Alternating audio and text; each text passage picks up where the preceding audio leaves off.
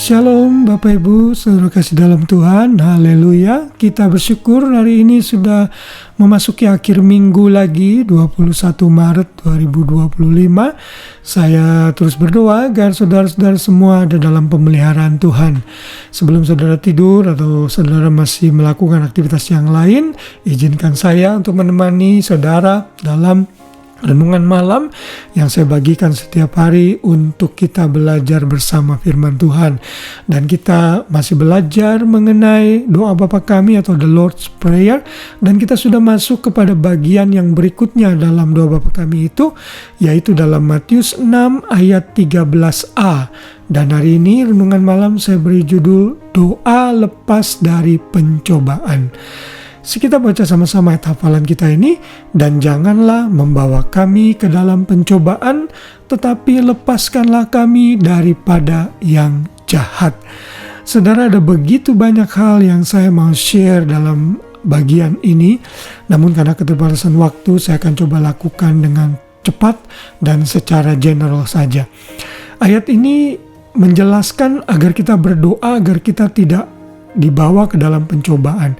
Saudara, ayat ini sebenarnya masih berhubungan dengan ayat sebelumnya. Kalau kita minta ampun kepada Tuhan, itu berarti berhubungan dengan dosa yang sudah kita lakukan di masa lalu. Sedangkan ayat ini berhubungan dengan agar kita tidak jatuh ke pencobaan atau dosa yang sama atau melakukan dosa yang baru. Karena itulah kita berdoa agar kita jangan dibawa ke dalam pencobaan.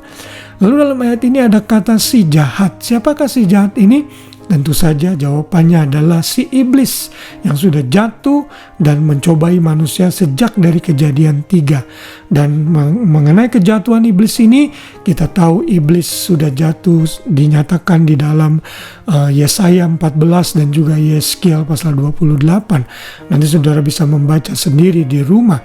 Dan si jahat di dalam Alkitab dinyatakan sebagai iblis. Misalnya Efesus 6 ayat 16 berkata, dalam segala keadaan pergunakanlah perisai iman, sebab dengan perisai itu kamu akan dapat memadamkan semua panah api si jahat.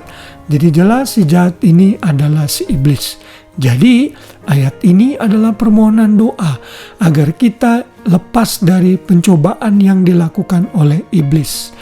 Saudara, Tuhan juga bisa mencobai kita. Misalnya dalam Kejadian 22 ayat 1, Abraham pernah dicobai.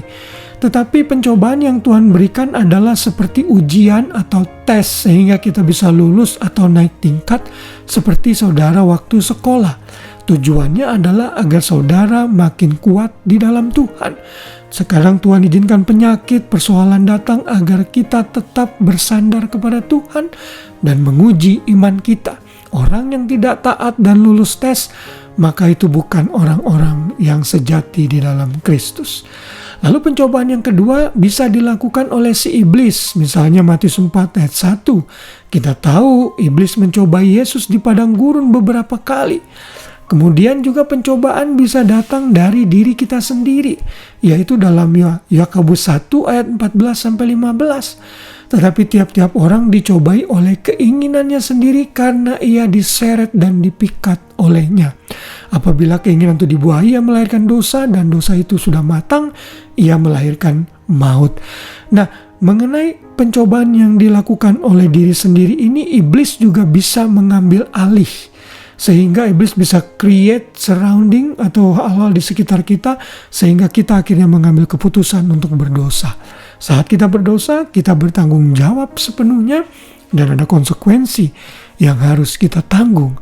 Nah, doa lepaskan kita dari pencobaan maksudnya adalah agar pencobaan yang Tuhan berikan atau yang iblis berikan itu kita tidak berdosa di dalamnya. Pencobaan yang Tuhan berikan yang walaupun baik, tapi iblis bisa berusaha mengalihkannya sehingga kita gagal tahu rencana Tuhan dan akhirnya kita berdosa.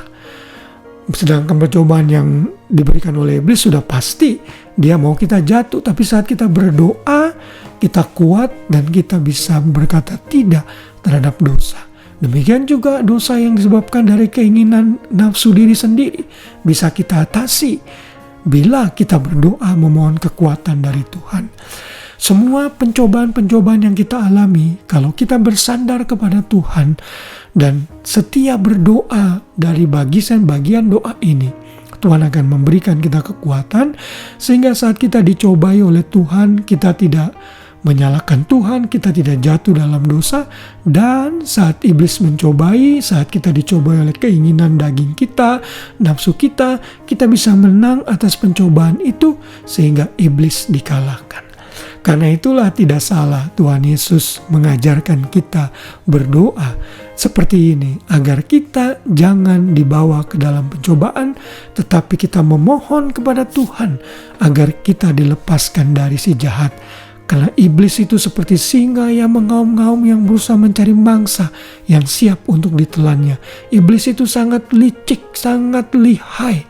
Dia penipu ulung. Karena itu kita harus berhati-hati. Dan caranya kita bisa menang adalah dengan selalu berdoa, mengandalkan kuasa Tuhan agar kita menang saat pencobaan datang. Haleluya, kiranya renungan firman yang singkat ini memberikan kita pengertian sehingga kita bisa menang atas setiap pencobaan dan kita dimampukan untuk menang di dalam kuat kuasa Roh Kudus. Haleluya. Selamat malam, selamat beristirahat. Biar kasih Kristus menaungi kita semua. Tuhan memberkati. Shalom.